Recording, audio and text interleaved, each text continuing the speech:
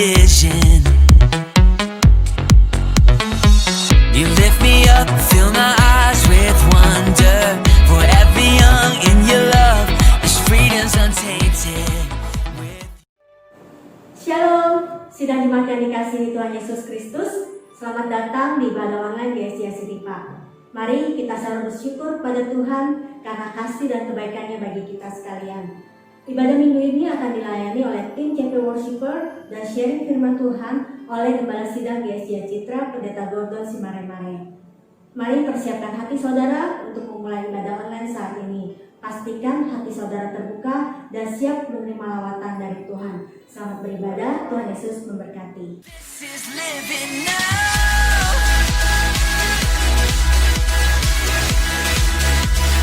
This is living now.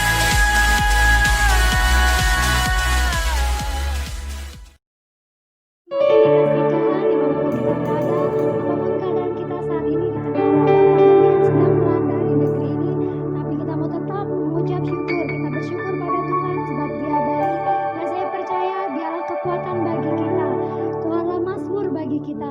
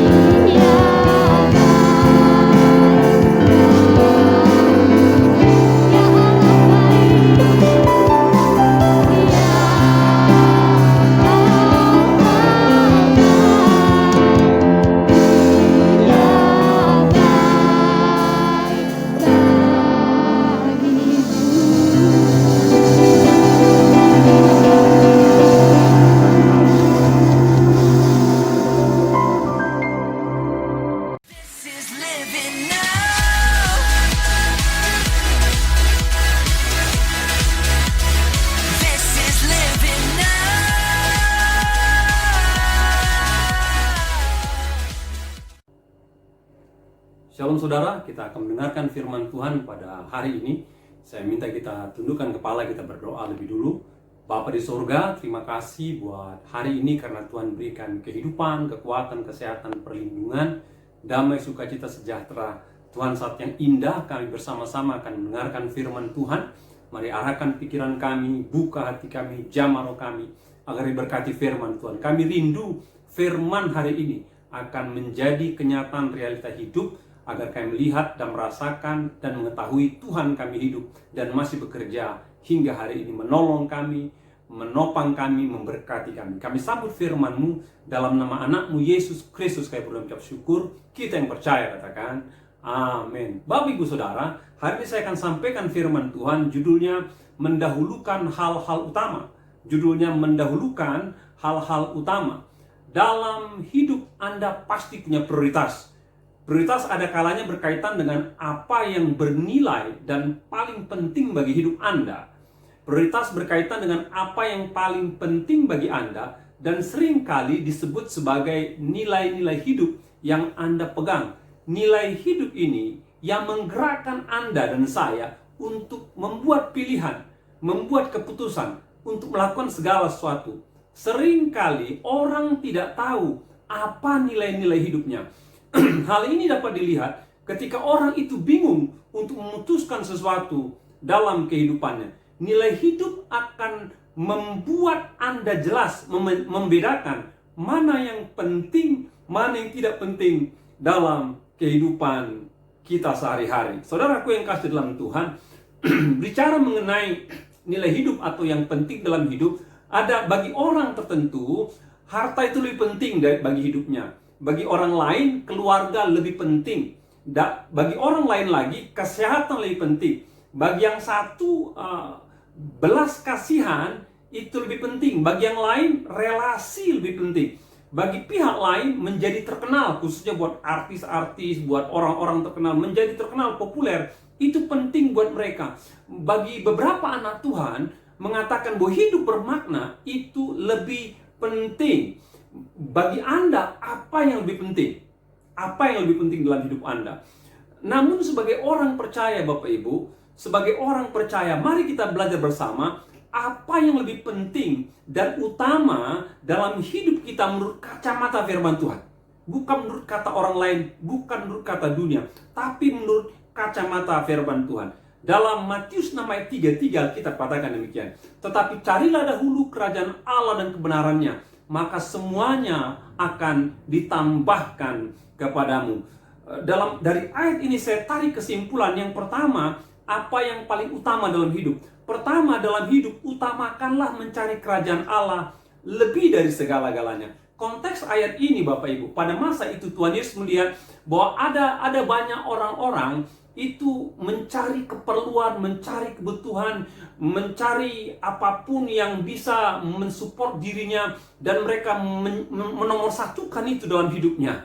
Dengan sikap itu Bapak Ibu, maka orang-orang pada zaman dulu itu menjadikan Tuhan itu nomor 2, menjadikan kerajaan Allah itu nomor 2. Namun Tuhan Yesus tegaskan kepada para pendengarnya saat itu bahwa ada hal yang lebih krusial dalam hidup manusia, yaitu bukan semata hidupnya berorientasi untuk mencari kebutuhan keperluan hidup, melainkan dalam pencarian itu manusia harus menjadikan pencarian akan Tuhan menjadi prioritas di atas pencarian akan kebutuhan hidupnya sehari-hari. Mengapa Tuhan mengatakan kepada orang pada zaman itu, tetapi carilah dahulu kerajaan Allah dan kebenarannya? Yang pertama, karena Tuhan sumber hidup. Yang kedua, karena Tuhan tahu keperluan kita. Yang ketiga, karena Tuhan yang pelihara kita. Kunci hidup orang percaya di sini, kata Tuhan Yesus. Pencarian kerajaan Allah menjadi nomor 1 di atas segala pencarian akan kebutuhan hidup manusia. Apabila pencarian yang kita kerjakan dengan sungguh-sungguh, maka Tuhan akan menambahkan atau membuka jalan buat kita ketika kita mengadakan pencarian akan kebutuhan hidup, Bapak Ibu. Kalau orang hanya mencari keperluan, kebutuhan, mengabaikan Tuhan, maka orang itu akan berputar pada poros kehidupan di situ-situ saja. dan dia pasti mengalami kesulitan. Namun sebagai orang percaya, ketika kita mencari Tuhan nomor satu, lalu kita mencari kebutuhan kita, namun Tuhan nomor satu, Alkitab katakan, apa yang menjadi pokok keperluan manusia, di mana manusia kesulitan di sana, Alkitab katakan kalau kita dulukan Tuhan, maka Tuhan akan menambahkan.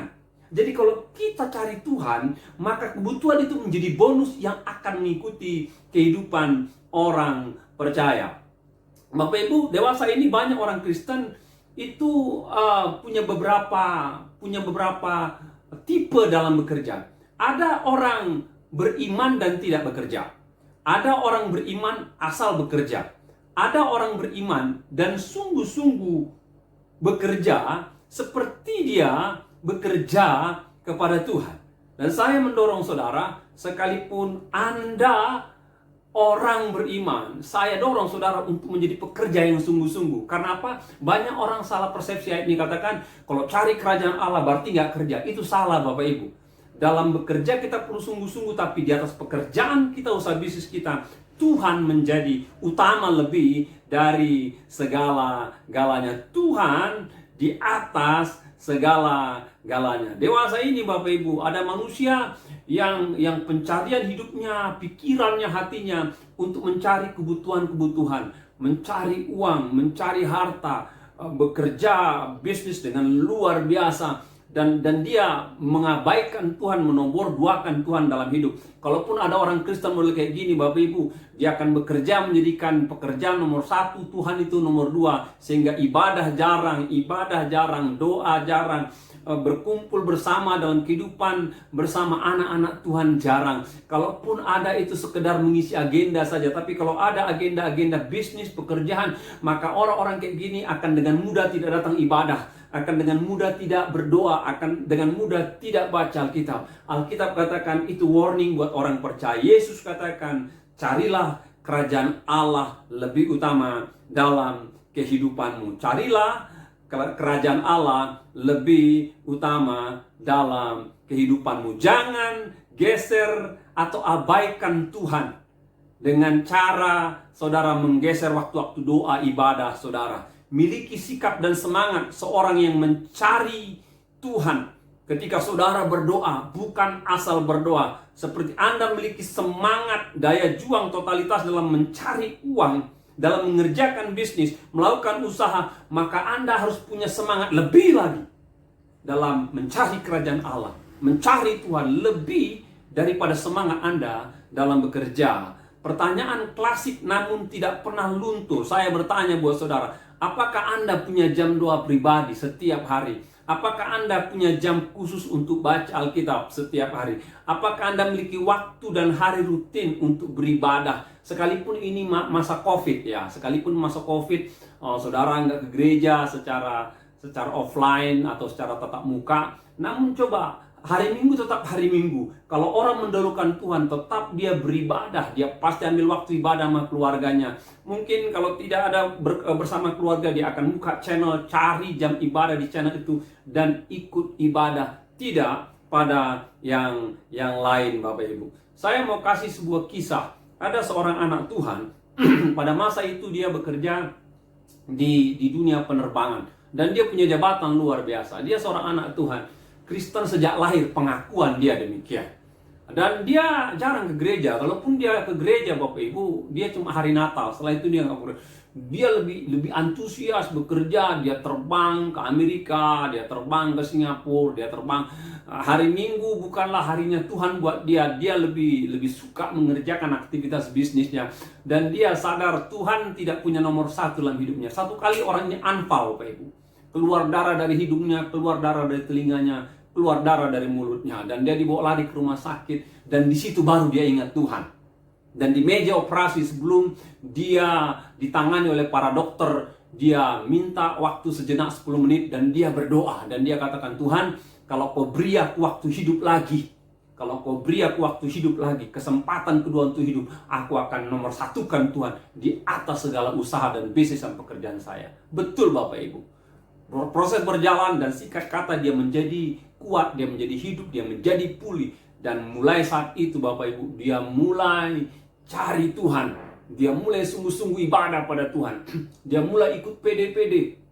Dia mulai nasihati teman-temannya yang mengabaikan Tuhan, yang cuma sibuk kerja, lalu tidak punya agenda ibadah, doa, dan baca Alkitab. Dia mulai nasihati teman-temannya untuk tetap cari Tuhan. Dan saya berdoa, ini menjadi kisah dan menjadi kisah memberkati kehidupan saudara. Yang kedua, Bapak Ibu, apa yang harus kita utamakan?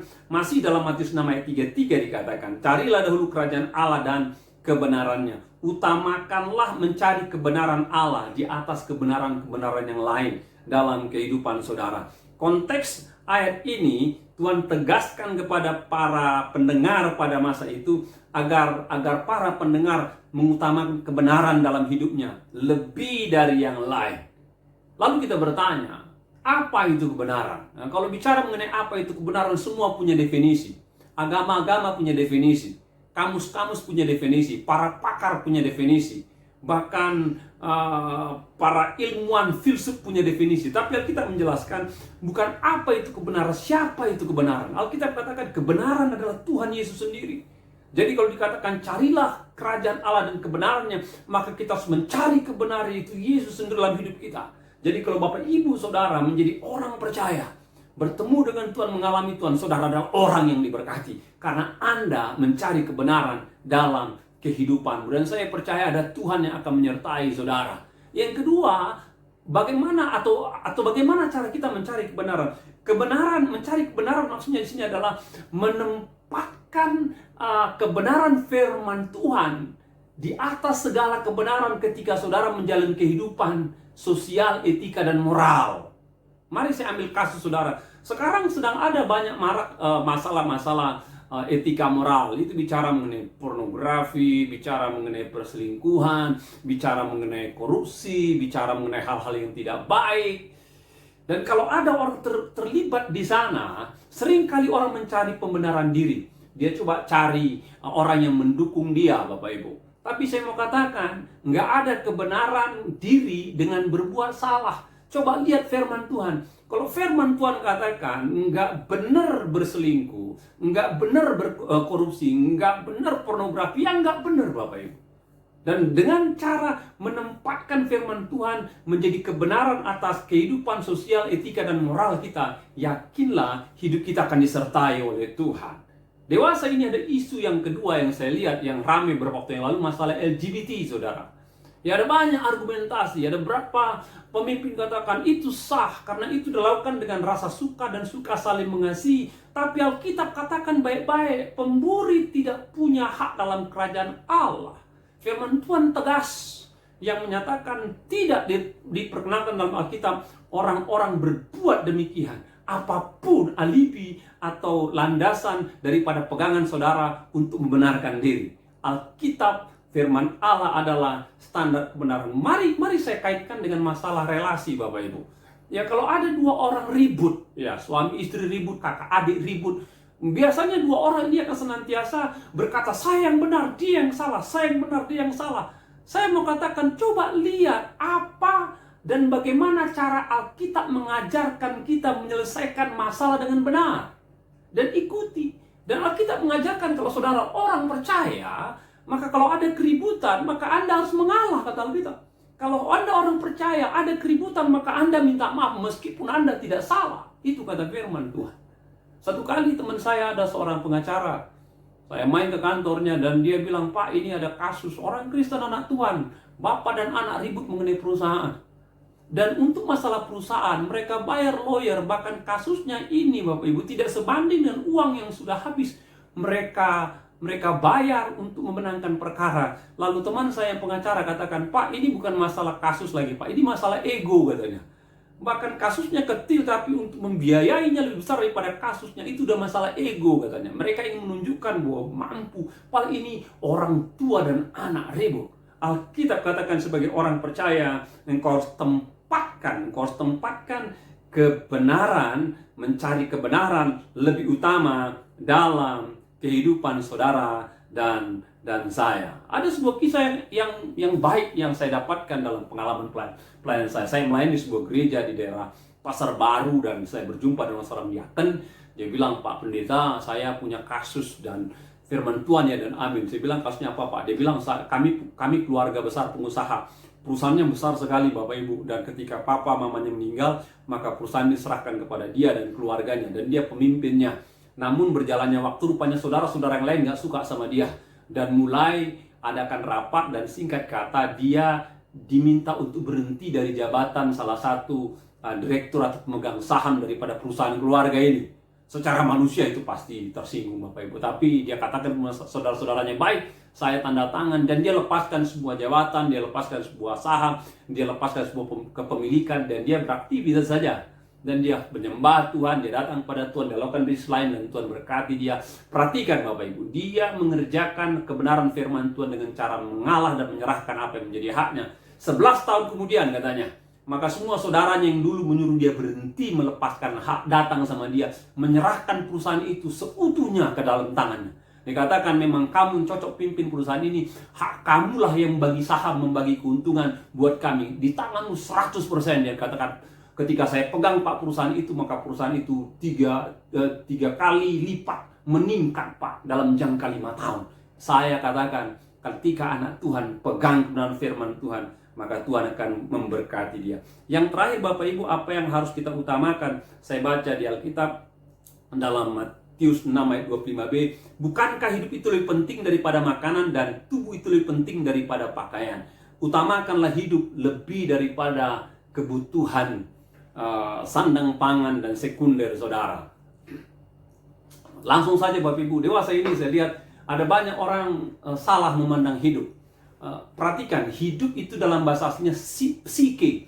Psike itu adalah bagian daripada roh Allah yang diberikan pada tubuh jasmani manusia, sehingga tubuh itu menjadi hidup. Perhatikan ini, dan roh yang menjadikan manusia hidup itu abadi. Tubuh bisa berhenti Bapak Ibu, tapi hidup yang merupakan roh yang diberikan itu abadi. Namun ada banyak orang dalam hidupnya tidak memahami dengan baik, sehingga yang dia pikirkan adalah kebutuhan perutnya, yang dia pikirkan adalah kebutuhan pakaian sandang pangannya. Dan dia mengabaikan. Bagaimana contoh konkret mengabaikan? Kadang-kadang orang demikian rela mempertaruhkan hidup, mengabaikan hidup dengan berbuat jahat, berbuat curang, menipu, korupsi, dan ketika ketangkap dia harus dipenjara. Hidupnya akan mundur puluhan tahun gara-gara ketahuan. Karena keperluan itu banyak orang menodong Bapak Ibu. Banyak orang merampas sehingga ketika dia ketangkap dengan pihak berwajib, maka hidupnya susah, keluarganya susah, yang lain-lain jadi berat.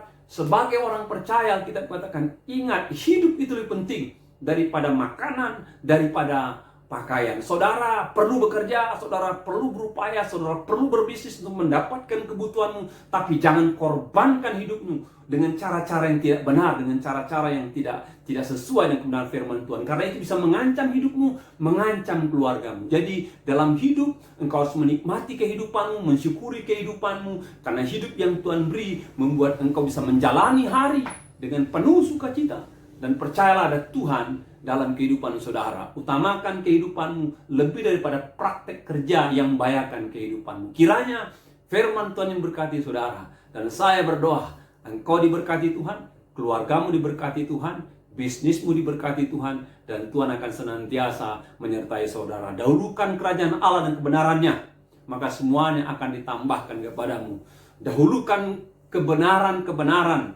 Engkau cari Tuhan Yesus, jadikan firman Allah standar kebenaran, maka apapun dalam kehidupanmu akan dipulihkan, akan disertai oleh Tuhan. Dan ingat baik-baik, tubuh yang Tuhan beri harus lebih utama daripada keperluan kebutuhan. Jangan gadaikan, jangan buat hidup jadi berisiko dengan praktek kerja yang salah, karena hidup itu lebih penting daripada semua pencarian keperluan kebutuhan kita. Tuhan berkati saudara, saya percaya Tuhan berkati kita semua. Mari kita berdoa. Bapa di surga, terima kasih buat hari ini kami sudah dengar firman Tuhan. Berkati kami semua, tolong kami semua, sertai kami semua untuk melakukan, untuk mengalami firman-Mu. Dalam nama anak-Mu Yesus kami ucap syukur dan berdoa.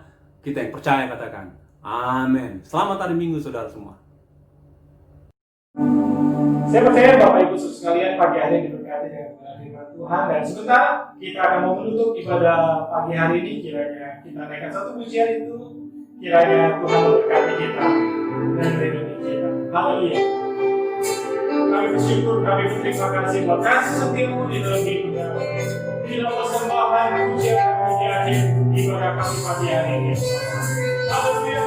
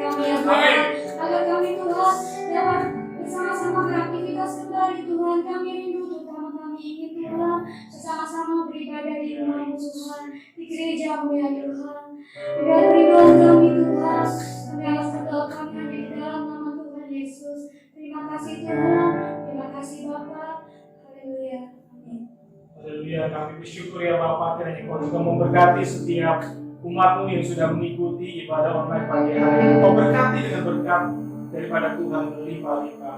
Dan kami percaya Tuhan, apapun yang dikerjakan mereka Kau berhasil. Bagi yang Mulia, Kau berikan hikmat-Mu, dan juga bagi yang bekerja, tangan Tuhan terus menyertai kehidupan mereka ya Bapak. Terima kasih. Sebelum kami ingin berpisah satu dengan yang lain menutup ibadah online ini Tuhan, kami ingin menerima berkat daripada Tuhan. Mari kita dikasih Tuhan, mari kita angkat dulu langkah kita di hadapan Tuhan.